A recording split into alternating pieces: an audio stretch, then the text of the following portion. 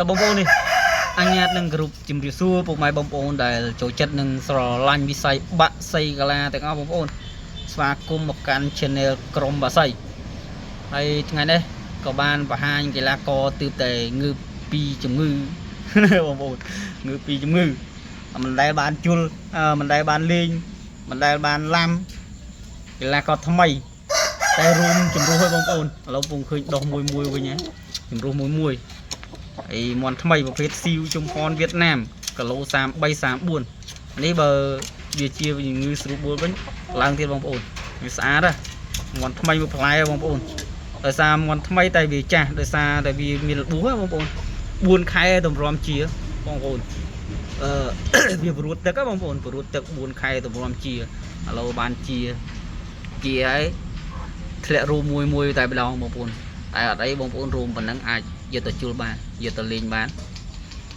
បងប្អូនយកទៅថែជូតទឹកជូតអីវាលងហើយបងប្អូនហើយបើអត់នេះអីបើអត់លេងអីយកទៅជន់មីសិនក៏បានដែរបងប្អូនគីឡូធំដែរ33 34ដែរសាច់អានេះប្រភេទវាអត់សូវណែនទ្រុងទេតែមួយដៃថា8គ្រាប់ចុះហើយស្អាតបងប្អូនអញ្ចឹងបងប្អូនស្រឡាញ់ពេញចិត្តអីតាក់ទងមកតាម Telegram 096459ឬក៏ខលមកញ៉ាតាម25ខេតខុងហើយប្រភេទស៊ីវជំផនវៀតណាមបងប្អូនមើលរួមរៀងស្ងួតពួកអីវាចង់ជំរុះបងប្អូនហើយសេរបស់វាខ្ញុំកាត់ដោយសារវាបាំងភ្នែកបងប្អូនសេវាបាំងភ្នែកព្រៃធ្លាក់មកមិនតប៉ែតទេមូលតលធ្លាក់បាំងភ្នែកចិត្តឈឹងអញ្ចឹងត្រង់បានវាសលេវកាត់វាទៅឥឡូវជាទាំងប្រូតជាទាំងសេតែក៏រួមរៀងជ្រុះ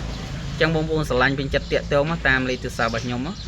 ហើយកុំភ្លេចជួយ like និង share ហើយជួយ subscribe ឲ្យ channel ខ្ញុំថ្មីម្នាក់មួយផងដើម្បីទទួលបានវីដេអូថ្មីពី channel ខ្ញុំអញ្ចឹងបងប្អូនស្អាតហើយនេះមើល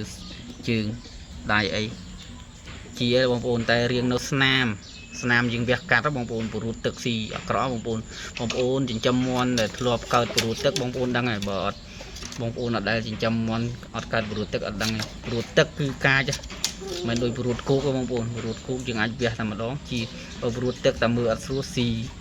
អានេះស៊ីបងប្អូនស៊ីខ្ទេចតែម្ដងពួកឯងខ្ញុំអត់បានមើលស៊ីឡងធ្ងន់ខ្ញុំថាជាហោះតែដោយសារតែយើងការមើលថែរបស់យើងល្អដែរអញ្ចឹងវាជាបងប្អូនជាឥឡូវនេះជា 100% គាត់នៅស្នាមកន្លែងវាកាត់ធំតែឥឡូវចិត្តឈឹងស្អាតចេះសាច់គេទៅថ្នាំពេទ្យល្អអញ្ចឹងបងប្អូនចង់បានតាក់ទងតាមលេខទូរស័ព្ទរបស់ខ្ញុំ096459 ឬក៏តាម Telegram កន្លែងហ្នឹងដែរ